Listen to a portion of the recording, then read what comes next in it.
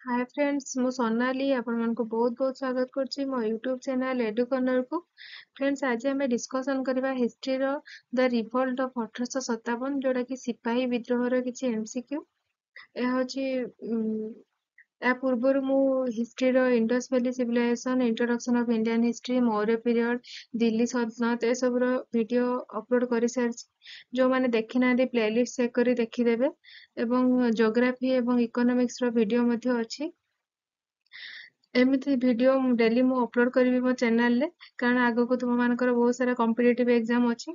एमिति नुआ नुआ वीडियो देखिया पय चैनल को सब्सक्राइब करंतु जहा तेरे कि आपण वीडियो रो फास्ट नोटिफिकेशन पाई परिबे।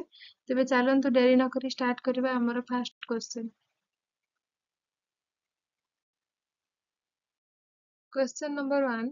The first Governor General and Viceroy of British India was option A. Lord Dalhousie, B. John Lawrence, C. Warren Hastings, D. Lord Canning. Question कौन कि जो सिपाही विद्रोह होता 1857 रे तो तार फास्ट गवर्नर जनरल बा हमर भाइसरय आ से फास्ट भाइसरय भी थिले ब्रिटिश इंडिया रो से किए थिले।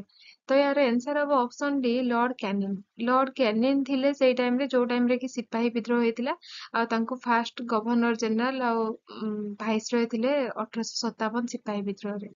लॉर्ड कैनिंग जो से होची 1856 रु 1862 पर्यंत शासन करथिले आ तांको होची last governor general of India को आजे आ फास्ट वाइसरॉय होचंती लॉर्ड कैनिंग आ से कोन करथिले कि विडो रिमेरेज करथिले 1856 रे। तापर तीनटा यूनिवर्सिटी करथिले कोलकाता मद्रास एंड बॉम्बे 1857 रे तीनटा यूनिवर्सिटी करथिले। ए क्वेश्चन आसे कि तीनटा यूनिवर्सिटी किए बनेचंती आ कहा को भाइसरय थिले से समय आउ केबे को ईयर रे हेची तो एटा क्वेश्चन आसे।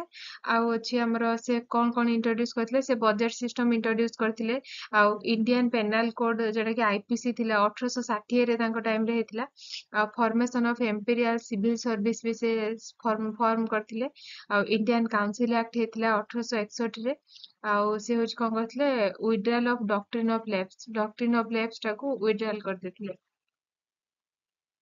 आज एठी लॉर्ड डेलहाउसी जो अछि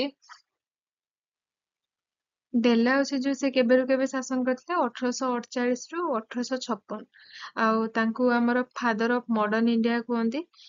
से फास्ट रेलवे लाइन बनैथिले जेटा कि बॉम्बे टू थाने बनैथिले 1853 मसिया रे बनैथिले आउ से तीनटा बगी ट्रेन बनैथिले जेटा कि ट्रेन लो तीनटा बगी थिला आ से तीनटा बगी ट्रेन रो ना थिला साहिब सीध आउ सुल्तान। ଆଉ ତାପରେ ତାଙ୍କ ଫାଷ୍ଟ ଇଲେକ୍ଟ୍ରିସିଟି ସେ ବନେଇଥିଲେ ଆଗ୍ରାରୁ କୋଲକାତା ଆଉ ପୋଷ୍ଟାଲ ସର୍ଭିସ ବନେଇଥିଲେ 1854 ରେ ଟେଲିଗ୍ରାଫ ବନେଇଥିଲେ 1853 ରେ ଯୋଉଟା କି ଫାଷ୍ଟ ଟେଲିଗ୍ରାଫ ସର୍ଭିସ ଯଦି ପଚାରିବ କୋଉଠୁ କୋଉଠି କରିଥିଲେ ତାହେଲେ ଆଗ୍ରାରୁ କୋଲକାତାକୁ କରିଥିଲେ। ଆଉ ତାପରେ ତାଙ୍କର ସିଭିଲ ସର୍ଭିସ ଏକ୍ଜାମ ସେ ଷ୍ଟାର୍ଟ କରିଥିଲେ। ଆଉ ଗୋଟେ କ୍वेଶ୍ଚନ ଆସେ କି ଫାଷ୍ଟ ଆଇଏଏସ୍ ଆମର କିଏ ହେଇଥିଲେ ଇଣ୍ଡିଆରେ ତ ସେ ହଉଛନ୍ତି ସତ୍ୟେନ୍ଦ୍ରନାଥ ଟାଗୋର ଯେ କି 1863 ମସିହାରେ ହେଇଥିଲେ। ଆଉ ଡକ୍ଟ୍ରିନ ଅଫ ଲେପ୍ସ କରିଥିଲେ 1848 ରେ। ଉଡ୍ ଡିସ୍ପାଚ କରିଥିଲେ 1854 ରେ। ଏଟା କ୍वेଶ୍ଚନ ଆସେ କି ଉଡ୍ ଡିସ୍ପାଚ ଟା କାହା ଟାଇମ ରେ ହେଇଥିଲା ତ ଏଟା ଲର୍ଡ ଡେଲହାଉସିଙ୍କ ଟାଇମ ରେ ହେଇଥିଲା।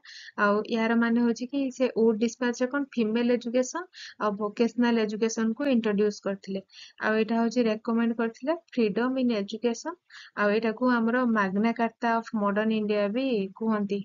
ଆଉ ଏଟା ସାର୍ ଚାର୍ଲସ ସୁଡ୍ ଥିଲେ ସେଥିରେ ପ୍ରେସିଡେଣ୍ଟ ଥିଲେ। ଉଡ୍ ଡିସ୍ପାଚ ର ପ୍ରେସିଡେଣ୍ଟ ଯଦି ପଚାରିବ ତାହେଲେ ସାର୍ ଚାର୍ଲସ ସୁଡ୍ ଥିଲେ ସେଥିରେ ପ୍ରେସିଡେଣ୍ଟ।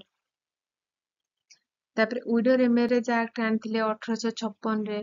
ୱିଡୋ ରିମେରେଜ ଯଦି ପଚାରିବ କୋଉ ଭାଇସରୟଙ୍କ ଟାଇମ ରେ ହେଇଥିଲା ତାହେଲେ ଲର୍ଡ ଡେଲହାଉସିଙ୍କ ଟାଇମ ରେ ହେଇଥିଲା ୱିଡୋ ରିମେରେଜ 1856 ରେ।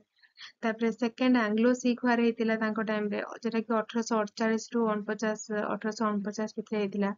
ଆଉ ସେକେଣ୍ଡ ଆଙ୍ଗ୍ଲୋ ବର୍ମା ୱାର ହେଇଥିଲା ଯୋଉଟା 1852 ରେ ହେଇଥିଲା। ଆଉ ଗୋଟେ ଇମ୍ପୋର୍ଟାଣ୍ଟ क्वेश्चन ଆସେ କି ଯୋଉ ଡକ୍ଟ୍ରିନ ଅଫ ଲେପ୍ସ ସେ ଯୋଉ ଷ୍ଟାର୍ଟ କରିଥିଲେ 1848 ରେ ତ ଏଇ ଯୋଉ ପଲିସିଟା ସେ 7ଟା ଷ୍ଟେଟ ରେ ଇମ୍ପ୍ଲିମେଣ୍ଟ କରିଥିଲେ। ଫାଷ୍ଟ ଥିଲା ସତାରା ଯୋଉଟା କି 1848 ରେ ମହାରାଷ୍ଟ୍ରର Satara.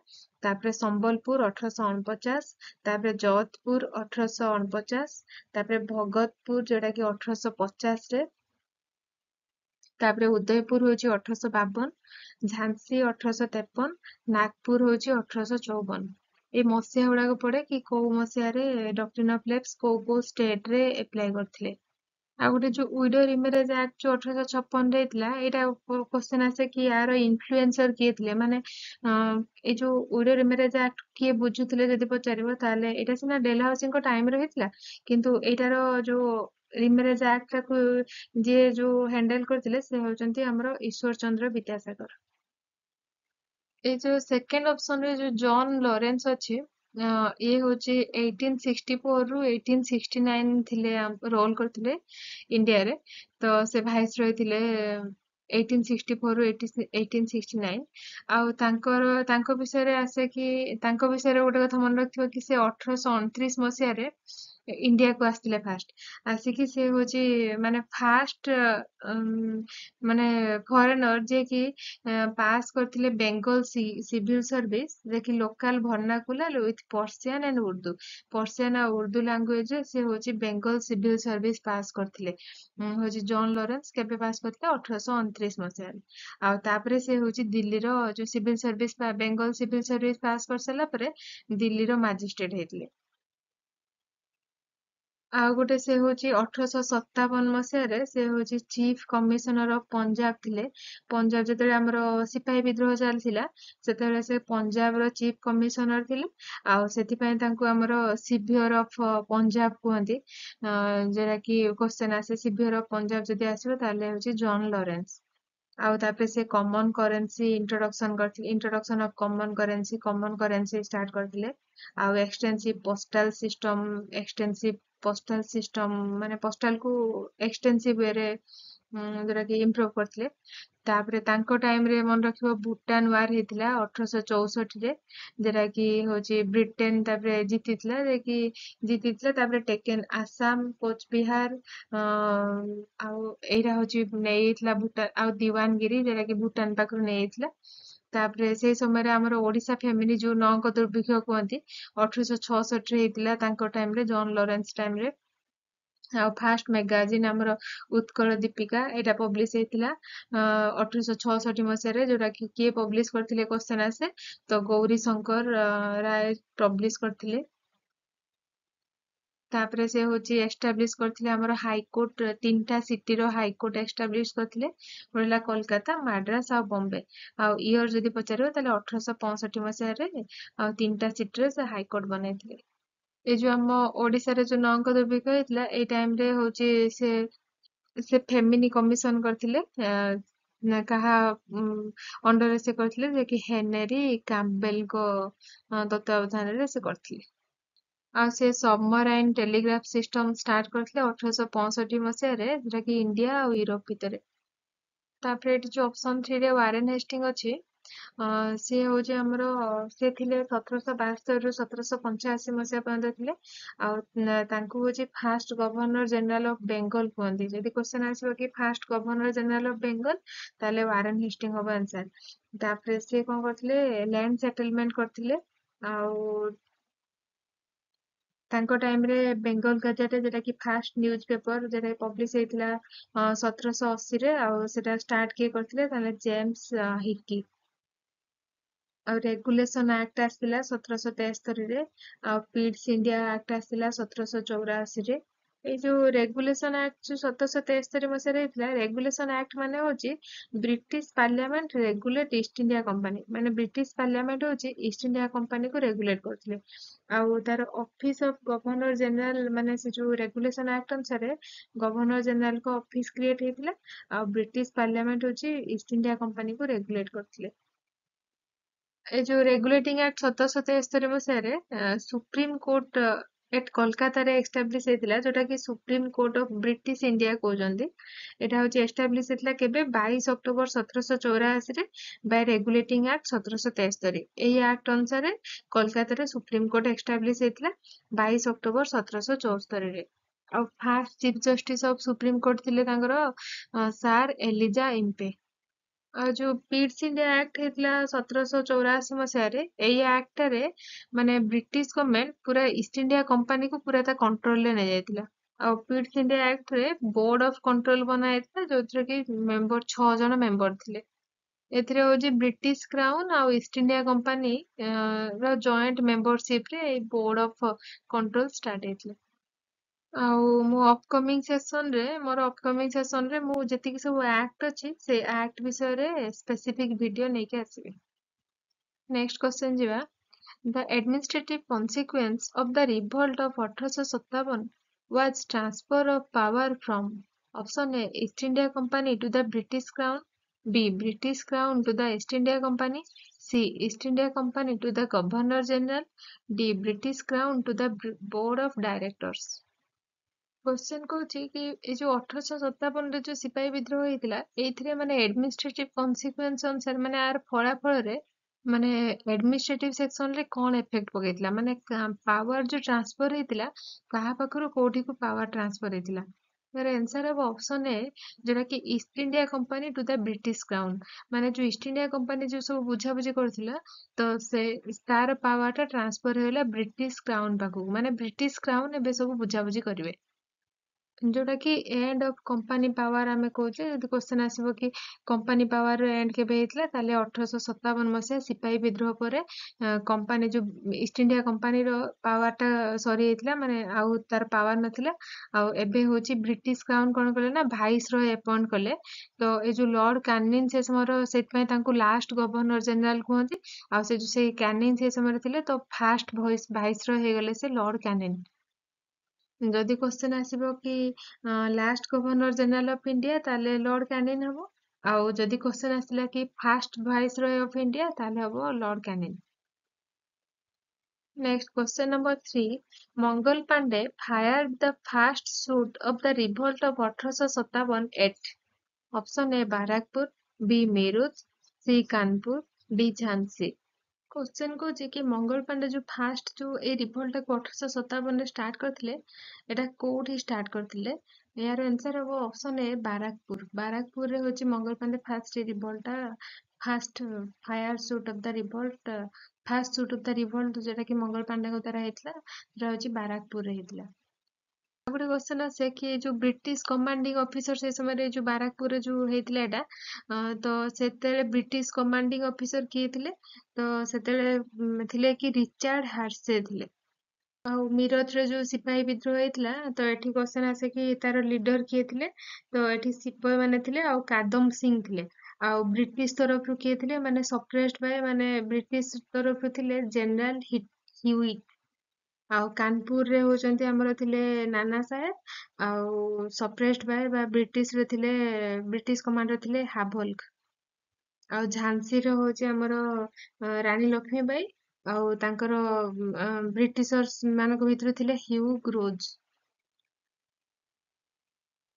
Next question number 4 who among the following was not associated with the revolt of 1857 option A Maharaja Ranjit Singh, B Nana Saheb, C Begum Hazrat Mahal, D Khan Bahadur. Question कौची कि ये जो रिवोल्ट हेतला सिपाही विद्रोह हेतला 1857 रे तो आंक भितरु को किए होची ए रिवोल्ट रे एसोसिएटेड नथिले यार आंसर हबो ऑप्शन ए महाराजा रंजीत सिंह। महाराजा रंजीत सिंह ए रिवोल्ट संगे जड़ित नथिले। ए जो सेकंड ऑप्शन रे नाना साहेब देछि नाना साहेब होची कोठु लड़ुथिले रिवोल्ट से होची लड़ुथिले हमरो कानपुर रु आउ सी होचंती हमरो adopted son of Peshwa Bajirao टू कर एडॉप्टेड सन थिले आउ नाना साहेब करो पढ़े क्वेश्चन कि तांकर कमांडर इन चीफ किए थिले माने तांको सोल्जर हेड जो से थिले तांतिया टोपे थिले आउ तांतिया टोपेंकर ओरिजिनल नेम क्वेश्चन ला आसे तांको ना होची रामचंद्र पांडुरंग। आउ क्वेश्चन आसे कि नाना साहेब का पाखरु हारेइथिले माने ब्रिटिशर किए तांको हरेइथिले तो ब्रिटिशर हबो हाभल्क तांको हरे ଦେଇଥିଲେ तो नाना साहेब कोठु लड़ुथिले कानपुर रु।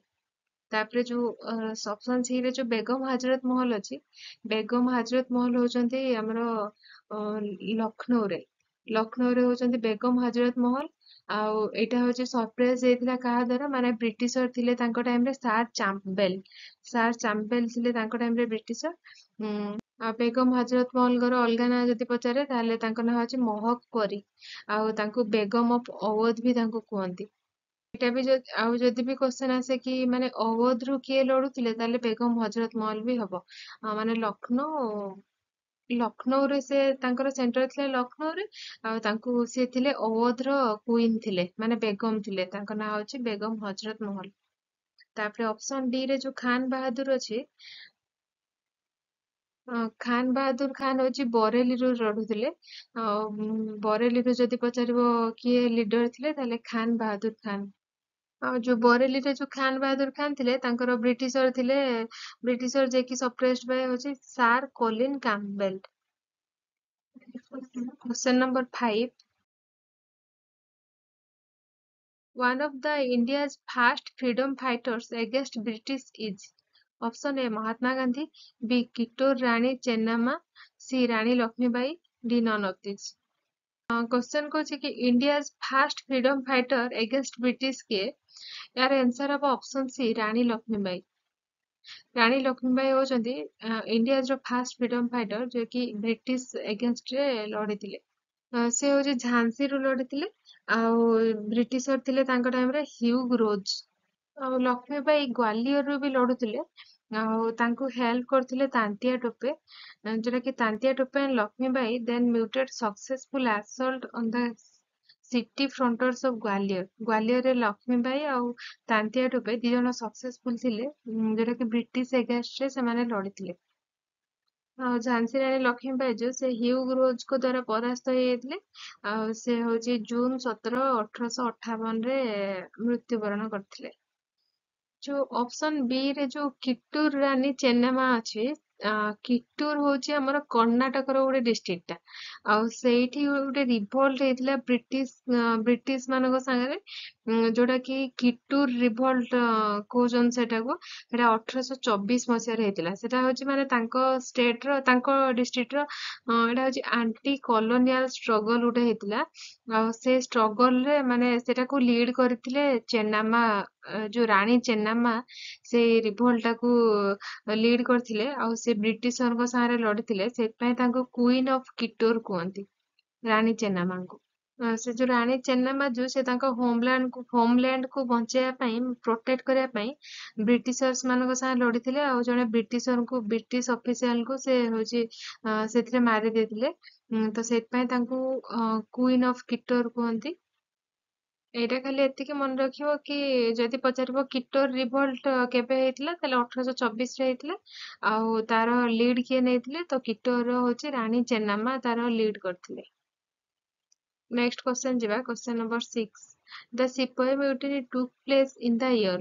Option A 1757, B 1761, C 1836, D 1857। Question कहछि कि सिपाही म्यूटिनी जो सिपाही विद्रोहटा एटा कोउ मसिहारे ହେଇଥିଲା, ତ ଏଟା ହଉଛି 1857 ମସିହାରେ ହେଇଥିଲା, ଯୋଉଟା କି ଅପସନ ଡି ହବ ରାଇଟ ଆନ୍ସର। ତ ମେ 10, 1857 ରେ ହେଇଥିଲା। ଆଉ ଏଟା କୋଉଠି ଷ୍ଟାର୍ଟ ହେଇଥିଲା, ମେରଠରେ ଷ୍ଟାର୍ଟ ହେଇଥିଲା। ଆଉ क्वेश्चन आसे कि 1857 रे सिंबल ऑफ 1857 क्वेश्चन आसे, तो यार सिंबल होची लोटस एंड चपाती। ଆଉ ହଉଛି ମନେ ରଖିଥିବ ଏଇ ରିଭଲ୍ଟ ର ବହୁତ ସାରା ରିଜିନ ଅଛି, ଯାହା ଫଳରେ କି ଆମର ସିପାହୀ ବିଦ୍ରୋହ ହେଇଥିଲା କି ଯେଟା କି ଗ୍ରେଟ୍ ୱାର ଅଫ ଇଣ୍ଡିପେଣ୍ଡେନ୍ସ ବି କହୁଛନ୍ତି ବା ଫାଷ୍ଟ ୱାର ଅଫ ଇଣ୍ଡିପେଣ୍ଡେନ୍ସ କହୁଛନ୍ତି। ତ ଏଇଟାକୁ ହଉଛି ସିପାହୀ ବିଦ୍ରୋହର ରିଜିନ ହଉଛି ଫାଷ୍ଟ ହଉଛି ଡକ୍ଟ୍ରିନ ଅଫ ଲେପ୍ସ ହେଇଥିଲା, ଯୋଉ ଡେଲହାଉସି ଯୋଉ ଡକ୍ଟ୍ରିନ ଅଫ ଲେପ୍ସ କରିଥିଲେ, ତ ସେଇଟା ଗୋଟେ ହେଇଥିଲା। ଆଉ ଏଭଲ୍ୟୁସନ ଅଫ ସତୀ ସିଷ୍ଟମ, ଆଉ ଇକୋନୋମିକ ଏକ୍ସପ୍ଲୋଇଟେସନ ହେଇଥିଲା, ଆଉ ୟୁଜ ଅଫ ଏନଫିଲ୍ଡ ରାଇଫଲ ଥିଲା। ତାପରେ ମାନେ ଗୋଟେ new Enfield rifle with greased cartridges introduced in the British Indian Army, ଯୋଉଟା କି ମାନେ ଯୋଉ କୁହନ୍ତି କି ଏନଫିଲ୍ଡ ରାଇଫଲ ମାନେ ଗୋଟେ ଥିଲା ବନ୍ଧୁକ ଟାଇପ ର, ଯୋଉ ସେଥିରେ ଘୁଷୁରୀ ଆଉ ଗୋରୁ ମାନଙ୍କର ଚମଡାରେ ବନିଥିଲା, ଯୋଉଟା କି ଆମର ସିପାହୀ ମାନେ ଇଣ୍ଡିଆନ ସିପାହୀ ମାନେ ମନା କରିଥିଲେ କି ସେଟାକୁ ୟୁଜ କରିବେନି ବୋଲି। ତ ସେଇଟା ତାର ପ୍ରମିନେଣ୍ଟ କଜ ଥିଲା କି ୟୁଜ ଅଫ ଏନଫିଲ୍ଡ ରାଇଫଲ। ଆଉ ଏଇ ସବୁ ଏମିତି ସବୁ ରିଜିନ ଥିଲା, ଯୋଉଟା କି ଚାର୍ଟର ଆକ୍ଟ 1813, 1833, ଆଉ ୱିଡୋ ରିମ୍ୟାରେଜ, ଏଇ ସବୁ ରିଜିନ ପାଇଁ ଏଇ ସିପାହୀ ମ୍ୟୁଟିନିଟା ଷ୍ଟାର୍ଟ ହେଇଥିଲା। ତାପରେ ଯିବା next question, consider the following native rulers. Option 1 Kunwar Singh, 2 Nana Saheb, C. Sindhya of Gwalior. D. Nizam of Hyderabad. Who among these native rulers did not participate in the revolt of 1857? ମାନେ କିଛି ଏଠି କିଛି ନେଟିଭ ରୁଲରଙ୍କ ନେମ୍ ଦେଇଛି ଆଉ କହିଛି କି କୋଉ native ruler 1857 ମସିହା ବିଦ୍ରୋହରେ ପାର୍ଟିସିପେଟ କରିନଥିଲେ। यार कोड ଦେଇଛି କୋଉଟା କରେକ୍ଟ आंसर କହିବ। यार आंसर हबो ऑप्शन सी जोटा कि 3 एंड 4 माने होची सिंधिया ऑफ ग्वालियर ग्वालियर होची ग्वालियर सिंधिया माने माने पार्टिसिपेट करनथिले ए रिवोल्ट रे आ गोटे 4 नंबर होची निजाम ऑफ हैदराबाद रो निजाम भी ए रिवोल्ट रे पार्टिसिपेट करनथिले। ଆଉ କୁंवर सिंह जो से होची बिहार ରୁ ଲଢିଥିଲେ କୁंवर सिंह ଆଉ ଯୋଉଟା କି ବିହାରର ଜଗଦୀଶପୁରରେ ଆଉ ତାଙ୍କର ବ୍ରିଟିଶର ଥିଲେ ସେଠି ୱିଲିୟମ ଟେଲର ସିଏ ହଉଛି କୁंवर ସିଂଙ୍କୁ ହରେଇ ଦେଇଥିଲେ। ଆଉ ହଉଛି ଆମର ନାନା ସାହେବ ତ ଜାଣିଛ ନାନା ସାହେବ ହଉଛି କାନପୁରରୁ ଥିଲେ ଆଉ ସେ ହଉଛନ୍ତି ଏଡପ୍ଟେଡ ସନ୍ ପେଶୱା ବାଜିରାଓ ଟୁଙ୍କର ଆଉ ତାଙ୍କ ଟାଇମ ର ବ୍ରିଟିଶର ଥିଲେ କିଏ ହାଭଲ୍କ। ଆଉ ଗୋଟେ ଏଠି କ୍ୱେଶ୍ଚନ ଆସେ କି ଲାର୍ଜେଷ୍ଟ ନମ୍ବର ଅଫ ସୋଲଜାର ମାନେ କୋଉଠୁ ଅଧିକ ସୋଲଜାର ପାର୍ଟିସିପେଟ କରିଥିଲେ ଏଇ ଯୋଉ ରିଭଲ୍ଟ ରେ 1857 ରିଭଲ୍ଟ ରେ ଏଟା ହବ ଔୱଧ ରୁ ହଉଛି ସବୁଠୁ ଅଧିକ ପରିମାଣରେ ସୋଲଜାର ମାନେ ପାର୍ଟିସିପେଟ କରିଥିଲେ। ହଁ ଆଉ ଗୋଟେ ବି ଅଛି କ୍ୱେଶ୍ଚନ ଆସେ ଯୋଉଟା କି ମାନେ ଏଇ 1857 ରିଭଲ୍ଟ ରେ ମାନେ ଟେମ୍ପୋରାରୀ କ୍ୟାପିଟାଲ ଲର୍ଡ କ୍ୟାନିଂ ଯୋଉ ଥିଲେ ସେ ହଉଛି ତାଙ୍କର ଏମର୍ଜେନ୍ସି ହେଡକ୍ୱାର୍ଟର ବା ଟେମ୍ପୋରାରୀ କ୍ୟାପିଟାଲ କୋଉଠି ବନେଇଥିଲେ ତ ସେ ଆହ୍ଲାବାଦରେ ବନେଇଥିଲେ ହେଲା। ଆଉ ଆହ୍ଲାବାଦରେ ଲିଡର ଥିଲେ ଯେତେବେଳେ ମାନେ ଯୋଉ ମୌଲାନା ଲିଆକତ ଅଲି ଥିଲେ ଆଉ ବ୍ରିଟିଶର ତାଙ୍କୁ ଯିଏ ହରେଇଥିଲେ ସେ ହଉଛନ୍ତି ଆମର କଲୋନେଲ ନେଲ ମାନେ କଲୋନେଲ ନେଲ ଥିଲେ ଆଉ ହଉଛି ଆହ୍ଲାବାଦରୁ ଲଢୁଥିଲେ କିଏ ମୌଲବୀ ଲିଆକତ ଅଲି। ତାପରେ ନେକ୍ସଟ କ୍ୱେଶ୍ଚନ ଯିବା match list 1 with list 2 and select the correct answer using the code given below। ଏଠି ଲିଷ୍ଟ 1 ରେ କିଛି ଲିଡର ଦେଇଛି ଆଉ ଲିଷ୍ଟ 2 ରେ ଏରିଆ ଅଣ୍ଡର ଦେୟାର ଅପରେସନ ମାନେ କୋଉ କୋଉ ଏରିଆରେ ସେମାନେ ପାର୍ଟିସିପେଟ କରିଥିଲେ ଏଇ ରିଭଲ୍ଟ ରେ ତ ଏରାର କୋଡ ଦେଇଛି ଏଇ କୋଡ ରେ କହିବ କୋଉଟା କରେକ୍ଟ आंसर ହବ। यार आंसर हब ऑप्शन सी जोटा कि ए रे हब 2 जोटा कि मौलवी अहमद शाह ये होची फैजाबाद रो लढुଥିଲେ ଆଉ मंगल पांडे होची बाराकपुर रे लढुଥିଲେ तापरे भक्त खान जो से होचंती ऑप्शन 4 जोटा कि दिल्ली रो लढुଥିଲେ ଆଉ नाना साहेब होचंती हमरो कानपुर रो लढुଥିଲେ। ଆଉ ୟାର ଏଇଠି ଗୋଟେ ମନେ ରଖିଥିବ ଯେ କି ଏଇ ଯୋଉ ମୌଲବୀ ଅହମଦ ଶାହା ତାଙ୍କ ନାଁ ହଉଛି ମୌଲବୀ ଅହମଦୁଲ୍ଲା ଶାହା ହେଲା ସିଏ ହଉଛି କୋଉଠି ଲଢୁଥିଲେ ଫୈଜାବାଦରୁ ଲଢୁଥିଲେ ଆଉ ତାଙ୍କୁ ଆମର କୁହାଯାଏ ତାଙ୍କ ଟାଇମ ରେ ଥିଲେ ବ୍ରିଟିଶର ଥିଲେ ଆୟର ଓ ନିଲ୍ ହେଲା। ଆଉ ସିଏ ହଉଛି ମାନେ ତାଙ୍କୁ କୁହାଯାଏ କି bitterest enemy of British during the revolt 1857 ମାନେ ସବୁଠୁ ମାନେ କଣ କୁହନ୍ତି ମାନେ ଖତରନାକ ଏନିମି ଥିଲେ ହଉଛି ବ୍ରିଟିଶ ମାନଙ୍କ ପାଇଁ ସିଏ ଥିଲେ ଯୋଉଟା କି ବିଟ୍ରେଷ୍ଟ ଏନିମି ଅଫ ବ୍ରିଟିଶ ଏଇ ରିଭଲ୍ଟ ରେ ଥିଲେ। ଆଉ ନାନା ସାହେବ ତ ଆମର କାନପୁରରୁ ଲଢୁଥିଲେ ତାଙ୍କ ଟାଇମରେ ହାଭଲ୍କ ଥିଲେ ଆଉ ମଙ୍ଗଲ ପାଣ୍ଡେ ବାରାକପୁରରୁ ଲଢୁଥିଲେ ମଙ୍ଗଲ ପାଣ୍ଡେଙ୍କ ଟାଇମରେ ବ୍ରିଟିଶ କମାଣ୍ଡର ଅଫିସର କିଏ ଥିଲେ ରିଚାର୍ଡ ହାର୍ସେ ଆଉ ଭକ୍ତ ଖାନ ହଉଛି ଦିଲ୍ଲୀରୁ ଭକ୍ତ ଖାନ ତାପରେ ହଉଛି ଆମର ନାନା ସାହେବ ହଉଛନ୍ତି ଆମର କାନପୁରରୁ।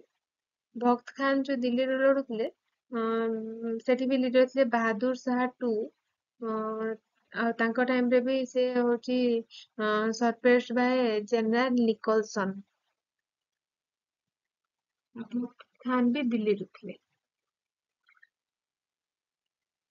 ଏ ଯୋଉ ଭକ୍ତ ଖାନ ଯୋଉ ସେ ଥିଲେ ହଉଛି ଆମର ବାହାଦୁର ଶାହ ଟୁ ଯେ ଦିଲ୍ଲୀରେ ଥିଲେ ତାଙ୍କର ସୋଲଜାର ହେଡ ଥିଲେ ଭକ୍ତ ଖାନ ଆଉ ବାହାଦୁର ଖାନ ମାନେ ତାଙ୍କୁ ମାନେ ଏଇ ରିଭଲ୍ଟ ରେ ତାଙ୍କର ଭଲ ପାର୍ଟିସିପେସନ ଦେଖିକି ମାନେ ତାଙ୍କୁ ଗୋଟେ ଆୱାର୍ଡ ଦେଇଥିଲେ ସାହାବ ଆଲମ ବାହାଦୁର ଟାଇଟେଲ ଦେଇଥିଲେ ଏଇ ଟାଇଟେଲ ଟା ଦେଇଥିଲେ ବାହାଦୁର ଶାହ ଟୁ ଦେଇଥିଲେ ଭକ୍ତ ଖାନଙ୍କୁ ଆଉ ପଡେ କି ବାହାଦୁର ଶାହ ଟୁଙ୍କର ସୋଲଜାର ହେଡ କିଏ ଥିଲେ ତ ଭକ୍ତ ଖାନ ଥିଲେ ଆଉ ତାଙ୍କୁ ଟାଇଟେଲ କଣ ମିଳିଥିଲା ସାହାବ ଆଲମ ବାହାଦୁର। ତାପରେ ନେକ୍ସଟ क्वेश्चन ଯିବା question number 9 during India's freedom struggle the sipahi mutiny started from which one of the following places option A Agra B Gwalior C Jhansi D Meerut. ଏଇଟା क्वेश्चन କହୁଛି କି ଇଣ୍ଡିଆ ଫ୍ରିଡମ ଷ୍ଟ୍ରଗଲ ଟାଇମ ରେ ଯୋଉ ସିପାହୀ ବିଦ୍ରୋହଟା କୋଉଠି ଫାଷ୍ଟ ଷ୍ଟାର୍ଟ ହେଇଥିଲା। ତ ସେଟା ତ ମଙ୍ଗଲ ପାଣ୍ଡେ ତ ବାରାକପୁରରୁ ଫାଷ୍ଟ ଷ୍ଟାର୍ଟିଂ କରିଥିଲେ। ତ ଏଇଟା ମିରତରୁ ମାନେ ଫାଷ୍ଟ ଯୋଉ ଷ୍ଟାର୍ଟିଂ ହେଇଥିଲା ସେଟା ହଉଛି ଫାଷ୍ଟ ଫାୟାର ସୁଟ ହେଇଥିଲା ମଙ୍ଗଲ ପାଣ୍ଡେ ଯଦି ପଚାରିବ ତାହେଲେ ବାରାକପୁର ହବ। ଆଉ ଏଟା ହଉଛି ମିରତର ହବ ଯୋଉଟା କି ସିପାହୀ ମ୍ୟୁଟିନି ଟା ଫାଷ୍ଟ ଷ୍ଟାର୍ଟ ହେଇଥିଲା। ଆଉ କେବେ ଷ୍ଟାର୍ଟ ହେଇଥିଲା ମେ 10, 1857। ତେବେ question number 10. Who is the author of the book The Last Mughal, The Fall of a Dynasty, Delhi 1857? Option A. John Kirkland, B. William Dalrymple, C. Thomas Wilson, D. Simon Digby. Question कौची कि ए जो last माने किए author ए book लिखिथिले से book रो name होची the last Mughal the fall of a dynasty Delhi रो 1857 मसीह रे लिखिथिले। ऑप्शन बी होबार राइट आंसर जेटा कि विलियम डालरिम्पल। आमे जानछु कि लास्ट मुगल रूलर किए थिले जे बहादुर शाह टू तांको इंग्रेज माने बंदी करी नै जेल रे रख देथिले। तो सेटा तांको विषय रे से बही लिखचंती the fall of a dynasty माने सेउटू गोटे डायनास्टी रो फॉल ହେଇଥିଲା। ସେଥିପାଇଁ ସେ ବୁକ୍ ଲେଖିଛନ୍ତି କି the last Mughal the fall of a dynasty. ତାପରେ ଯିବା next question. Kunwar Singh led the revolt of 1857 in option A Punjab, B Bengal, C Bihar, D Maharashtra. Question कौच कि कुंवर सिंह जो ए रिभोल्ट रे जो पार्टिसिपेट करथिले से कोउठु लडुथिले। तो यार आंसर हबो ऑप्शन सी बिहार। कुंवर सिंह जो से बिहार रो लडुथिले बिहार रो जगदीशपुर। आउ तांको टाइम रे ब्रिटिशर किए थिले माने सेई टाइम रे जे कि लीड करूथिले रिभोल्ट टाको से हेले William Taylor. Question number 12. The revolt of 1857 was witnessed by the poet. Option A. Mir Taqi Mir, B. Jauk, C. Ghalib, D. Iqbal. Question कौचे कि द रिभोल्ट 1857 रिभोल्ट जो ହେଇଥିଲା ଏଟା କୋଉ ପଏଟ ମାନେ ୱିଟନେସ୍ ଥିଲେ କୋଉ ପଏଟ। यार आंसर हबो ऑप्शन सी जे घालिब तांका नाम होची मिर्जा घालिब। से होची 1757 रु 1797 रु 1869 पर्यंत ଥିଲେ। ଆଉ ସିଏ ହଉଛନ୍ତି ଜଣେ ଉର୍ଦୁ ପଏଟ ହେଲା। ଏ ଯୋଉ ମିର୍ଜା ଘାଲିବ ସେ ଜଣେ ଉର୍ଦୁ ପଏଟ ହଉଛନ୍ତି। ସେ ବିଲଙ୍ଗସ କରୁଥିଲେ ସେଣ୍ଟ୍ରାଲ ଦିଲ୍ଲୀରୁ ଯିଏକି ସେ ହଉଛି ୱିଟନେସ୍ ଥିଲେ ପୁରା ଫାଷ୍ଟ ୱାର ଅଫ ଇଣ୍ଡିପେଣ୍ଡେନ୍ସ ଯୋଉ ତାକୁ କହୁଛନ୍ତି 1857 ଟାକୁ ସେଇ ରିଭୋଲ୍ଟ ର ପୁରା ୱିଟନେସ୍ ଥିଲେ ସେ। ତାଙ୍କ ନାଁ କଣ ମିର୍ଜା ଘାଲିବ। नेक्स्ट क्वेश्चन ଯିବା question number 13. Who of the following was the bitterest enemy of the British during the revolt 1857? Option A मौलवी अहमदुल्ला शाह, B मौलवी इमादुल्ला, C नवाब लियाकत अली, D मौलाना फाजी आई हक खैराबादी। ଏଇଟା ଯୋଉ ମୁଁ ଆଉ ଟିକେ ଆଗରୁ କହିଥିଲି କି କିଏ ହଉଛି ସବୁଠୁ ବିଟରେଷ୍ଟ ଏନିମି ଥିଲେ ବ୍ରିଟିଶ ଇଣ୍ଡିଆର ଏଇ ଯୋଉ ରିଭଲ୍ଟ 1857 ତାର ହଉଛି ରିଭଲ୍ଟ ର ବିଟରେଷ୍ଟ ଏନିମି କିଏ ଥିଲେ। ଏଟାର ଆନ୍ସର ହବ ଅପସନ ଏ ମୌଲवी ଅହମଦୁଲ୍ଲା ଶାହା। ଏ ଯୋଉ ମୌଲवी ଅହମଦୁଲ୍ଲା ଶାହା ଇଏ କୋଉଠୁ ଲଢୁଥିଲେ। ଇଏ ହଉଛି ଲଢୁଥିଲେ ଆମର ଫୈଜାବାଦରୁ ଆଉ ତାଙ୍କୁ ବିଟରେଷ୍ଟ ଏନିମି କୁହାଯାଉଥିଲା। ଆଉ ୟାଙ୍କ ନାଁ ବି ପଚାରେ ବେଳେ ବେଳେ ଡଙ୍କା ସାହା ହଉଛି ଆଙ୍କର ଅଦର ନେମ୍ ବି ଡଙ୍କା ସାହା ଆଙ୍କୁ କୁହନ୍ତି। ଆଉ ମୌଲवी ଅହମଦୁଲ୍ଲା ଶାହା। ଆଉ ତାପରେ ଆମର ସପ୍ରେସ୍ଡ ବାଇ ଯୋଉ ବ୍ରିଟିଶର କିଏ ଥିଲେ ଆୟର ଓ ନେଲ। ତାପରେ next question number 14. Which one of the following commissions is associated with the army reorganization after the suppression of the revolt 1857? Option A Public Service Commission, B Peel Commission, C Hunter Commission, D Simon Commission. Question कौची कि कोउ commission associated थिला जो army माने reorganisation करथिले माने जो revolt को रोकिया पई 1857 रिवोल्ट को तो कोउ कमिशन बसथिला। तो यार आंसर अब ऑप्शन बी पील कमिशन। पील कमिशन तैयारी करा हैतिला जोटा कि एई रिवोल्ट को सप्रेशन करिया पई। ପିଲ୍ କମିଶନ ବସା ହେଇଥିଲା 1857 ରେ। ଆଉ ଏଇଟା ବ୍ରିଟିଶ ଗଭର୍ଣମେଣ୍ଟ ବସେଇଥିଲା, ମାନେ କଣ ପାଇଁ ବସା ହେଇଥିଲା, two bring changes in military system, ମାନେ ତାଙ୍କ ମିଲିଟାରୀ ସିଷ୍ଟମ ର ଚେଞ୍ଜେସ୍ ଆଣିବା ପାଇଁ ଏଇଟା ବସା ହେଇଥିଲା। ଆଉ ଏଇ ଯୋଉ ପିଲ୍ କମିଶନ ଟା ହେଡେଡ ବାଇ ଜୋନାଥନ ପିଲ୍ ହେଲା। ତ ଏଇଟା କ୍ୱେଶ୍ଚନ ଆସେ କି ତାଙ୍କ ନାଁ ପିଲ୍ କମିଶନ ଯୋଉ ଅଛି ତାର ହେଡ କିଏ ଥିଲେ, ତ ଜୋନାଥନ ପିଲ୍ ଥିଲେ ତାଙ୍କର ହେଡ। ଆଉ peel commission suggested reforms and British government accepted these recommendations and redesigned the military। ମାନେ ଏଇ ଯୋଉ ପିଲ୍ କମିଶନ ରେ କଣ ସଜେଷ୍ଟ କରାଯାଇଥିଲା କି ବ୍ରିଟିଶ ଗଭର୍ଣମେଣ୍ଟ ଯୋଉ accepted କରିବେ ଯେତିକି ସବୁ ମିଲିଟାରୀ ରିଡିଜାଇନ ହବ ବା ରେକମେଣ୍ଡେସନ ହବ ମିଲିଟାରୀରେ, ତ ବ୍ରିଟିଶ ଗଭର୍ଣମେଣ୍ଟ ସବୁ ଗୁଡାକ ରେକମେଣ୍ଡ କରିବେ। ଆଉ ଯୋଉ ଏଠି ସି ରେ ଯୋଉ ହଣ୍ଟର କମିଶନ ଅଛି, ଏ ହଣ୍ଟର କମିଶନ କେବେ ଆସିଥିଲା, ତ 1882 ରେ ଏଇଟା ଆସିଥିଲା। ତ ଏଟା presided over by sir William Hunter ଆଉ was appointed by lord Ripon. ଏଟା ଲର୍ଡ ରିପନଙ୍କ ଦ୍ୱାରା ଆପଏଣ୍ଟ ହେଇଥିଲା, ଯିଏକି ଭାଇସ ରୟ ଅଫ ଇଣ୍ଡିଆ ଥିଲେ। ମାନେ ହଣ୍ଟର କମିଶନ ଟାଇମରେ ଯଦି ପଚାରିବ ଭାଇସ ରୟ କିଏ ଥିଲେ, ତାହେଲେ ଲର୍ଡ ରିପନ ଥିଲେ। ଆଉ ଏ ଯୋଉ କମିଶନ ଟାକୁ ପ୍ରିଜାଇଡେଡ କିଏ କରିଥିଲେ, ତ ସାର୍ ୱିଲିୟମ ହଣ୍ଟର। ଆଉ ହଣ୍ଟର କମିଶନ ଯୋଉ ଏଟା 3 ଏପ୍ରିଲ 1882 ରେ ହେଇଥିଲା। ଏଇଟା କଣ ପାଇଁ ହେଇଥିଲା ଯେ କି after a request of the general council of education was made to Ripon. ମାନେ ଏଟା ହଉଛି ଗୋଟେ ମାନେ education general council of education ଯେ କି ରିପନ ଏଟା ଷ୍ଟାର୍ଟ କରିଥିଲେ। The main objective of Hunter Commission was to consider different aspects of education in India, paying particular attention to primary education। ଏ ଯୋଉ ହଣ୍ଟର କମିଶନ ର ଯୋଉ ମେନ୍ ଅବଜେକ୍ଟିଭ କଣ ଥିଲା ତାର, ଯେ କି କନସିଡର କରୁଥିଲେ ଏଜୁକେସନ କୁ ଅଧିକ ଏମ୍ଫାସିସ୍ ଦଉଥିଲେ, ଆଉ ପର୍ଟିକୁଲାର ଆଟେନସନ କାହାକୁ ଦଉଥିଲେ, ପ୍ରାଇମେରୀ ଏଜୁକେସନ କୁ। ତାପରେ ସାଇମନ କମିଶନ ଯୋଉ ଅଛି, ସାଇମନ କମିଶନ ଆମର ଆସିଥିଲା କେବେ, ତ ଏଇଟା ହଉଛି group of 7 British parliament member ଦ୍ୱାରା ଏଇଟା ହେଇଥିଲା। ଆଉ ଏଟାର ଚେୟାରମ୍ୟାନ ଥିଲେ ହଉଛି ଆମର ସାର୍ ଜନ୍ ସାଇମନ। ଆଉ ଏଇଟା ହଉଛି ସେଟଅପ୍ ହେଇଥିଲା ଆମର ଗଭର୍ଣମେଣ୍ଟ ଅଫ ଇଣ୍ଡିଆ ଆକ୍ଟ 1919 ରେ। ଆଉ Simon commission was come 10 year after the act of 1919 but it came ପ୍ରିମ୍ୟାଚୁରଲି 1928 ରେ ଏଟା ଆସିଥିଲା। ଏଟା ହଉଛି ମାନେ କୁହାଯାଇଥିଲା କି 1919 ଆକ୍ଟରେ ଏଟା ଆସିବ, କିନ୍ତୁ 10 ବର୍ଷ ପରେ 1928 ମସିହାରେ ଆସିଥିଲା ସାଇମନ କମିଶନ। ଆଉ the commission report was published 1930 ରେ କମିଶନ ତାର ରିପୋର୍ଟ ଦେଇଥିଲା।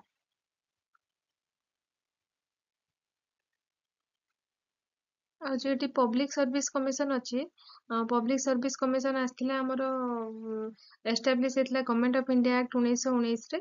ଆଉ ଏଟା central public service commission setup ହେଇଥିଲା 1926 ରେ ଫର ରିକ୍ରୁଟିଂ ସିଭିଲ ସର୍ଭାଣ୍ଟସ୍, ମାନେ ସିଭିଲ ସର୍ଭାଣ୍ଟ ମାନଙ୍କ ପାଇଁ ରିକ୍ରୁଟିଂ ପାଇଁ ଏଟା 1926 ରେ ହେଇଥିଲା।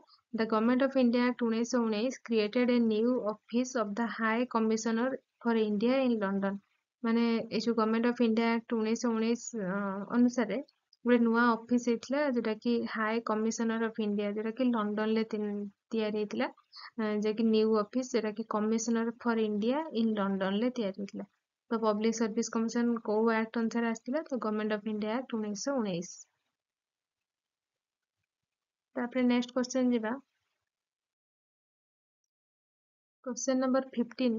After the revolt of 1857, the British recruited the soldiers from the option A Brahmins of UP and Bihar, B Bengalis and Orias from the east, C Gurkhas and Sikhs and Punjabis in the north, then D Madras Presidency and Marathas। Question कौन कि 1857 revolt रे British recruited जो soldier मान को recruit करथिले, को जगह को सोल्जर को से रिक्रुट करथिले।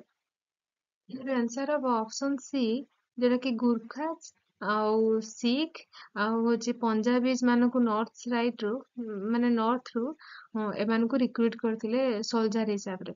जे कि ए रिवोल्ट 1857 रिवोल्ट रे ब्रिटिश माने गुरखाज आउ सिख आउ पंजाबीज मानकु नॉर्थ रू रिक्रुट करथिले सोल्जर हिसाब रे। Question number 16. When did Queen Victoria declare the taking over of Indian administration under British Crown?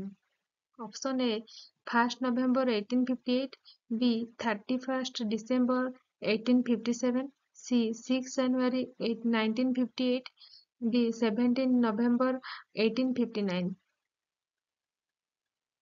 Question कौन कि क्वीन विक्टोरिया जो से केबे डिक्लेयर करथिले जे कि इंडियन एडमिनिस्ट्रेशन टा माने पळे आसबो ब्रिटिश क्राउन अंडर रे पळे आसबो ए जो सिपाही विद्रोह जो हैला एते सबू प्रॉब्लम क्रिएट हैला तो ब्रिटिश क्राउन चाहला कि से तांकर शासन भाटा माने इंडिया को चलाया पई जोडा कि ब्रिटिश क्राउन ले जबो तो यार आंसर होची ऑप्शन ए जोडा कि 1 नवंबर 1858 रे डिक्लेयर करथिले कि होची इंडियन एडमिनिस्ट्रेशन टा ब्रिटिश क्राउन को पळेबो तापरे सेबेठू ईस्ट इंडिया कंपनी रूल हटिगला जोटा कि 1857 रे end of east India company rule तार पावर हटला तापरे हमर जो क्वीन विक्टोरिया जो से होची डिक्लेयर करले कि ब्रिटिश क्राउन हैंडल करिवे आ तापरे से वाइस रॉय अपॉइंट करले जोटा कि हमर फर्स्ट वाइस रॉय थिले लॉर्ड कैनिंग आ सेटा मन रखिबो केबे डिक्लेयर हैला 1 नवंबर 1858 रे तापरे नेक्स्ट क्वेश्चन नंबर 17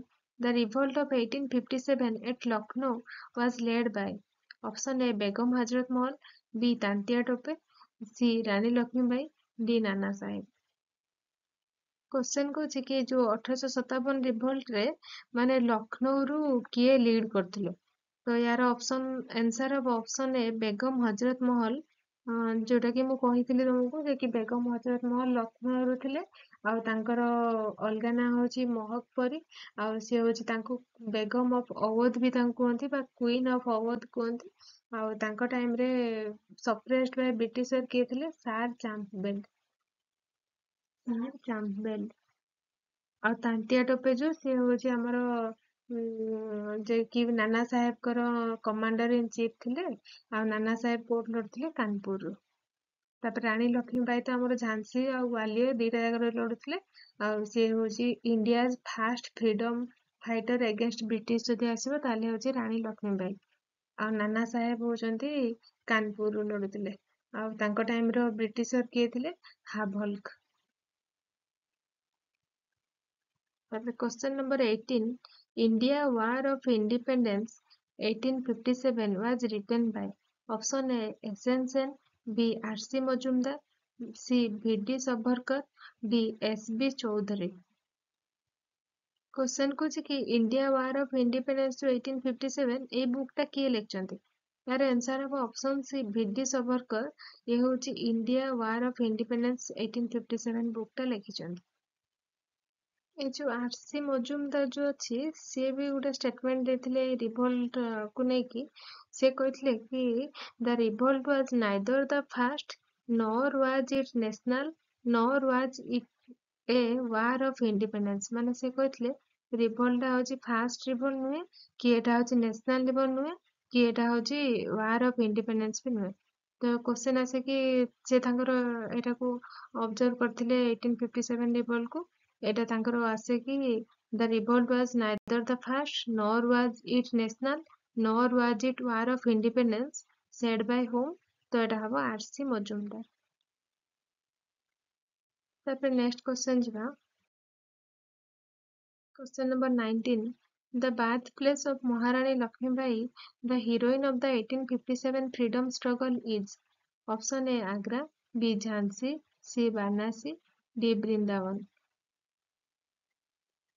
क्वेश्चन कौन कि महारानी लक्ष्मीबाई जो जे कि heroine of freedom 1857 freedom struggle कहते तो से कोठी तांकर जन्मभूमि कोठी थिला तो यार आंसर हम ऑप्शन सी वाराणसी से वाराणसी रे जन्म ग्रहण करथिले ଆଉ ତାଙ୍କର ନାଁ ଥିଲା ଅଲଗା ନାଁ ଥିଲା ବି ମଣିକର୍ଣ୍ଣିକା ଏଇଟା ମନେ ରଖିଥିବ ଆଉ ତାପରେ ସେ ହଉଛି ଯୋଉ ଝାନ୍ସୀ ଯୋଉ ଅଛି ସେ ଝାନ୍ସୀର ଆମର ଗଙ୍ଗାଧର ରାଓ ନେୱାଲକର ସେ ହଉଛି ଆମର ମହାରାଜା ଥିଲେ ଝାନ୍ସୀର ମହାରାଜା ଥିଲେ ସେ ତାଙ୍କୁ ମ୍ୟାରେଜ କରିଥିଲେ ତ ସେଇଠୁ ସେ ଯୋଉ ଲଢିଥିଲେ ଯୋଉ 1857 ରିଭଲ୍ଟ ଯୋଉଟା କି ତାଙ୍କୁ ସେଥିପାଇଁ କୁଇନ ଅଫ ଝାନ୍ସୀ କୁହନ୍ତି।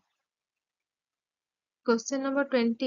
The modern historian who called the revolt of 1857 as the first war of independence was option A. R.C. Majumdar, B. S.N. Sen, C. V.T. Savarkar, D. Ashok Mehta। Question कौन कि modern historian किए जे कि revolt 1857 टाकू fast war of independence कहते तो यार answer हम option सी V.D. Savarkar। V.D. Savarkar कहते कि 1857 रिवोल्ट को फास्ट वार ऑफ इंडिपेंडेंस। ଆଉ ଯୋଉଠି ଏସଏନ୍ ସେନ୍ ଅଛି, ଏସଏନ୍ ସେନ୍ ବି କହିଥିଲେ ରିଭଲ୍ଟ କୁ ଦିସ୍ ରିଭଲ୍ଟ ଇଜ କଲ୍ଡ ସିପୟ ମ୍ୟୁଟିନି ୟାକୁ କହିଥିଲେ। ଆଉ ଆରସି ମଜୁମଦାର ତ କହିଥିଲି, ଆରସି ମଜୁମଦାର କହିଥିଲେ କଣ, the revolt was neither the first nor was it national nor was it a war of independence. ଆଉ ଯୋଉଠି ଅଶୋକ ମେହତା ଅଛି, ସେ ହଉଛି 1817 କୁ ସେ ଗୋଟେ ବହି ଲେଖିଥିଲେ ଯେ କି 1857 ଦ ଗ୍ରେଟ୍ ରିବେଲିୟନ। ସେ କୁହନ୍ତି ଏଇ ୱାର୍ଡ ଟାକୁ, ଯୋଉଟା କି 1857 ଦ ଗ୍ରେଟ୍ ରିବେଲିୟନ। ଆଉ ଗୋଟେ क्वेश्चन ଆସେ କି who wrote the book the revolt of 1857, ତ ଏଟା ବିନାୟକ ଦାମୋଦର ସବରକର, ଯୋଉଟା କି ଭିଡି ସବରକର ଯୋଉ ସେ ହଉଛି 1857 ବୁକ୍ ଲେଖିଥିଲେ ଯୋଉ ଫାର୍ଷ୍ଟ ୱାର ଅଫ ଇଣ୍ଡିପେଣ୍ଡେନ୍ସ। ତାଙ୍କ ଫୁଲ ନେମ୍ ହଉଛି ବିନାୟକ ଦାମୋଦର ସବରକର। ତାପରେ question number 21, in this instant we could not play off the Mohammedans against the Hindus. To which one of the following events did this remark of artisan relate? Question को ଗୋଟେ instance ଅଛି ଯୋଉଟା କି କୁହାଯାଇଛି କି we could not play off Mohammedans against Hindus। ତ ଏଇ ଯୋଉ କଥାଟା ଏଇଟା ହଉଛି which of the following କୋଉ ଇଭେଣ୍ଟ ର ଏଇଟା ରିମାର୍କ ଥିଲା, ମାନେ ଏଇ ଯୋଉ ଆର୍ଟିସନ ଟା କୋଉ ରିଭଲ୍ଟ କୁ ରିଲେଟେଡ ଥିଲା। यार आंसर हब रिभल्ट ऑफ 1857। এই ଯୋଉ 1857 ସିପାହୀ ବିଦ୍ରୋହରେ ଏଇ ଯୋଉ ଷ୍ଟାଞ୍ଜା ଟା କୁହାଯାଇଥିଲା ଯେ କି we could not play off Mohammedans against the Hindus। तापर नेक्स्ट क्वेश्चन ଯିବା, question number 22, which one of the following territories was not affected by the revolt of 1857? Option A Jhansi, B Chittor, C Jagdishpur, D Lucknow. Not affected, Chittor टा नथिला affected। Chittor.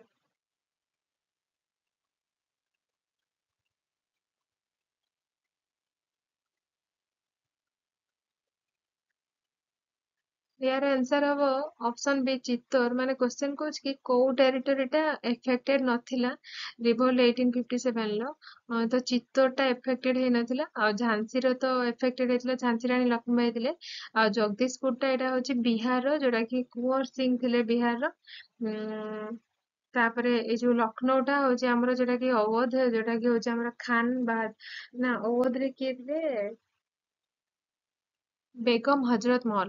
जो लखनऊ जो बेगम queen of Awadh ताऊ कहउचंदी, तो eighty Begum Hazrat Mahal थिले। Question number 23. With reference to the revolt of the year 1857, who of the following was betrayed by a friend, captured and put to death by the British? Option A Nana Sahib, B Kunwar Singh, C Khan Bahadur Khan, D Tantia Tope। Question कौच कि जो 1857 revolt रे माने किए आंक भितरु जे कि माने तांको फ्रेंड को द्वारा विश्वासघातकता हेतले, आउ तांको ब्रिटिशर माने धरिक नेइथिले, आउ तांको मृत्युदंड दिया हेतला। तो यार आंसर हबो ऑप्शन डी तांतिया टोपे। तांतिया टोपे होची तांको तांको जने फ्रेंड तांकर विश्वासघातकता करथिले, आउ से होची ब्रिटिशर को द्वारा मृत्युवरण करथिले। आउ से होची झांसी रानी लक्ष्मीबाई को भी हेल्प करथिले ए जो रिभल्ट रे। आउ से नाना साहेब कर कमांडर इन चीफ भी थिले तांतिया टोपे। नाना साहेब जे कि होची कानपुर रु थिले, आउ से होचंती एडॉप्टेड सन पेशवा बाजीराव टूंकर। आ तांकर सोल्जर थिले, soldier head commander in chief थिले तांतिया टोपे। आ तांकर ओरिजिनल नेम भी क्वेश्चन आसे, तांकर ओरिजिनल नेम होची रामचंद्र पांडुरंग। एठी आउ ଟିକେ कहि दउची, नाना साहेब होची हमरो कानपुर रु लड़ुଥିଲେ। आ कुंवर सिंह जो से बिहार रु थिले, बिहार रो जगदीशपुर। आउ तापरे खान बहादुर खान जो से बरेली रु थिले, जे कि बरेली रु थिले। तांको टाइम रे ब्रिटिशर किए थिले सार कॉलिन चांपबेल। तापरे next question, question number 24. Who was the Governor General of India during the Sepoy Mutiny? Option A Lord Canning, B Lord Dalhousie, C Lord Harding, D Lord Lytton। Question कौच कि governor general India रो, governor general of India किए थिले सिपाही मिटनी time रे। तो यार answer हम option A lord Canning. Lord Canning थिले गवर्नर जनरल। ଲର୍ଡ ଡେଲହାଉସିଙ୍କ ବିଷୟରେ କହିସାରିଛି। ଲର୍ଡ ହାର୍ଡିଙ୍ଗ ସେ ହଉଛି 1910 ରୁ 1916 ପର୍ଯ୍ୟନ୍ତ ଥିଲେ। ଆଉ ଏତିକି ମନେ ରଖିଥିବ କି ତାଙ୍କ ଟାଇମରେ ଫାଷ୍ଟ ୱାର୍ଲଡ ୱାର ହେଇଥିଲା 1914ରେ। ଆଉ ତାପରେ ତାଙ୍କ ଟାଇମରେ ଦିଲ୍ଲୀ କ୍ୟାପିଟାଲ କରାଯାଇଥିଲା। କ୍ୟାପିଟାଲ ସିଫ୍ଟ ଫ୍ରମ କୋଲକାତା ରୁ ଦିଲ୍ଲୀ। ଆଉ ଯୋଉ ପାର୍ଟିସନ ଅଫ ବେଙ୍ଗଲ କ୍ୟାନସଲ ହେଇଥିଲା। ତାପରେ ହଉଛି ଆମର କୋଲକାତାରୁ ଦିଲ୍ଲୀକୁ କ୍ୟାପିଟାଲ ସିଫ୍ଟ ହେଇଥିଲା ତାଙ୍କ ଟାଇମରେ 1912ରେ ହେଇଥିଲା। ଆଉ ତାପରେ ହଉଛି ତାଙ୍କ ଟାଇମରେ ଥାର୍ଡ ଦିଲ୍ଲୀ ଦରବାର ହେଇଥିଲା 1911ରେ। ଆଉ ଫାଷ୍ଟ ୱାର୍ଲଡ ୱାର ହେଇଥିଲା 1914ରେ। ଆଉ ହଉଛି ତାଙ୍କ ଟାଇମରେ ଆମର ଗାନ୍ଧୀ କମବ୍ୟାକ୍ ଟୁ ଇଣ୍ଡିଆ ଇଣ୍ଡିଆକୁ ଆସିଥିଲେ ଫ୍ରମ ସାଉଥ ଆଫ୍ରିକାରୁ ଇଣ୍ଡିଆକୁ ଆସିଥିଲେ 9 ଜାନୁଆରୀ 1915ରେ। ଆଉ ତିଲକ ଆଉ ଆନି ବେସାନ୍ତ ହଉଛି ହୋମ ରୁଲ ମୁଭମେଣ୍ଟ ବି ଆନାଉନ୍ସ କରିଥିଲେ ଲର୍ଡ ହାର୍ଡିଙ୍କ ଟାଇମରେ। ଏ ଯୋଉ ଲର୍ଡ ଲିଟନ ଅଛି, ଲର୍ଡ ଲିଟନ ହଉଛି 1876 ରୁ 1880 ପର୍ଯ୍ୟନ୍ତ ଥିଲେ, ଯେ କି 1876 ରୁ 1880। ଆଉ ତାଙ୍କ ଟାଇମରେ ଭର୍ଣ୍ଣାକୁଲାର ପ୍ରେସ ଆକ୍ଟ ଆସିଥିଲା। କେବେ ଆସିଥିଲା? 1878 ରେ। ଆଉ vernacular press act ମାନେ ହଉଛି there is a restriction of posters or anything after verification of British news are published। ମାନେ ଯାହା ବି ତମେ ମାନେ ହଉଛି କି ଯାହା ବି ତମେ ପୋଷ୍ଟର କି ଯାହା ବି ଜିନିଷ ବନେଇବ ଆଗେ ହଉଛି ବ୍ରିଟିଶର୍ସ ମାନେ ଭେରିଫାଏ କରିବେ, ତାପରେ ନ୍ୟୁଜ ରେ ସେଟା ପବ୍ଲିଶ ହବ। ଆଉ ତାଙ୍କ ଟାଇମରେ ଇଣ୍ଡିଆନ ଆର୍ମି ହେଇଥିଲା, ଯୋଉଟା କି ଇଣ୍ଡିଆନ ଆର୍ମି ବା ଆର୍ମସ ଆକ୍ଟ 1878 ରେ ହେଇଥିଲା। ଏଥିରେ ହଉଛି କଣ ଇଣ୍ଡିଆନ ମାନେ ହଉଛି ମ୍ୟାନୁଫ୍ୟାକ୍ଚର କରିପାରିବେ ଆମର ଆର୍ମ ଆଉ ସେଲ୍ ଯେଗୁଡାକ ଅଛି ସବୁ, ସେମାନେ ବି ମ୍ୟାନୁଫ୍ୟାକ୍ଚର, ମାନେ ଇଣ୍ଡିଆ ମାନେ କେହି ମ୍ୟାନୁଫ୍ୟାକ୍ଚର କରିପାରିବେ ନାହିଁ। No Indian can manufacture the arms and sell the arms. ମାନେ କେହି ମ୍ୟାନୁଫ୍ୟାକ୍ଚର କରିପାରିବେନି କି ବିକି ବି ପାରିବେନି ତାକୁ। ଆଉ ତାଙ୍କ ଟାଇମରେ ଫାଷ୍ଟ ଦିଲ୍ଲୀ ଦରବାର ହେଇଥିଲା 1877 ରେ। ଆଉ ଏଠି ହଉଛି କଣ ଯୋଉ ଫାଷ୍ଟ ଦିଲ୍ଲୀ ଦରବାର ହେଇଥିଲା, ଏଠି ଡିସ୍କସନ କଣ ହେଇଥିଲା? Power transfer from company to crown. ଯୋଉ କମ୍ପାନୀରୁ କ୍ରାଉନ କୁ ଯୋଉ ପାୱାର ଟ୍ରାନ୍ସଫର ହବ, ତ ସେଇଟା ଡିସ୍କସନ ହେଇଥିଲା ଏଠି। ଆଉ ପଚାରେ କି ତାଙ୍କ ଟାଇମରେ ସିଭିଲ ସର୍ଭିସ ଏଜ ରିଡ୍ୟୁସ ହେଇଥିଲା, ଯୋଉଟା କି 21 ଟୁ 19, ମାନେ 21 ବର୍ଷରୁ 19 ବର୍ଷକୁ ସିଭିଲ ସର୍ଭିସ ଏଜ ଟା ରିଡ୍ୟୁସ ହେଇଥିଲା। ଆଉ ସେକେଣ୍ଡ ଆଙ୍ଗ୍ଲୋ ଆଫ୍ରିକାନ ୱାର ହେଇଥିଲା 1878 ରେ। ଆଉ ଗୋଟେ ଫାଷ୍ଟ ଅକାଳ ଆୟୋଗ ବା ତାକୁ ସ୍ଟ୍ରିଚି ଆୟୋଗ କୁହନ୍ତି, ଏଟା ହଉଛି 1878 ରେ ହେଇଥିଲା।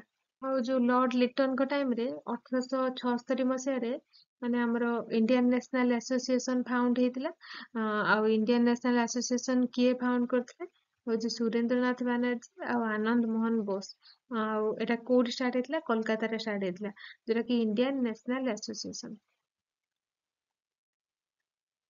Second last question number 25. Who among the following was known during the days of the revolt of 1857 as Donka Saha? Option A Sahamol, B Maulavi Ahmadullah Saha, C Nana Saheb, D Tantia Tope। କହୁଛି କି question କହୁଛି କି କୋଉ ରିଭଲ୍ଟ, ମାନେ ଏ ଯୋଉ revolt 1857 ରେ ମାନେ ଡଙ୍କା ସାହା କାହାକୁ କୁହାଯାଉଥିଲା? ଏଇଟା ମୁଁ କହିଥିଲି ତମକୁ, ୟାର ଆନ୍ସର ହବ ଅପସନ ବି ମୌଲବୀ ଅହମଦୁଲ୍ଲା ସାହା। ତାଙ୍କୁ ଡଙ୍କା ସାହା କୁହନ୍ତି। ଇଏ ହଉଛି କୋଉଠୁ ଲଢୁଥିଲେ? ଇଏ ହଉଛି ଆମର ଫୈଜାବାଦରୁ ଲଢୁଥିଲେ। ଆଉ ଆଙ୍କ ଟାଇମରେ ବ୍ରିଟିଶ ସପ୍ରେସ୍ଡ ବାଇ ଆୟର ଓ ନେଲ। Last question number 26. Which one of the following statements about the Istahars issued during the revolt of 1857 is correct? Option A, they glorified the Muslim rule in India. B, they glorified the coexistence of different communities under the Mughal Empire. C, they glorified the message of Islam. D, they glorified the rule of Queen Victoria। Question कौचे कि जो revolt 1857 रे जो इस्ताहार जो issue कराଯାଇଥିଲା, तो एटा कौन पे माने को स्टेटमेंट आ ठीक अछि? तार आंसर हबो ऑप्शन बी, जोटा कि they glorified the coexistence of different communities under the Mughal empire. माने से माने अछि ग्लोरीफाई करथिले जो इस्ताहार मानको को मानको आइतला, जो माने कि कोएक्जिस्टेंस करथिले, माने different communities Mughal empire different communities को जो माने ग्लोरीफाई करथिले, ସେଇମାନଙ୍କ ପାଇଁ ଇସ୍ତାହାରଟା ଇସ୍ୟୁଡ କରାଯାଇଥିଲା ଯୋଉ ରିଭଲ୍ଟ 1857 ରେ। Thank you. ଆଜି ଆମେ 26ଟି କ୍ୱେଶ୍ଚନ, ଯୋଉଟା କି ସିପାହୀ ବିଦ୍ରୋହ ଉପରେ ପୁରା ଡିଟେଲ୍ସ ରେ ଡିସ୍କସନ କଲେ। ଆଶା କରିବି ଆଶା କରୁଛି ଆପଣମାନଙ୍କ ଭଲ ପାଇବା ଏ ଚ୍ୟାନେଲ ପ୍ରତି ରହିବ। ପ୍ଲିଜ ଚ୍ୟାନେଲକୁ ଲାଇକ୍ ସେୟାର ଆଣ୍ଡ ସବସ୍କ୍ରାଇବ କରନ୍ତୁ। ଜୟ ଜଗନ୍ନାଥ।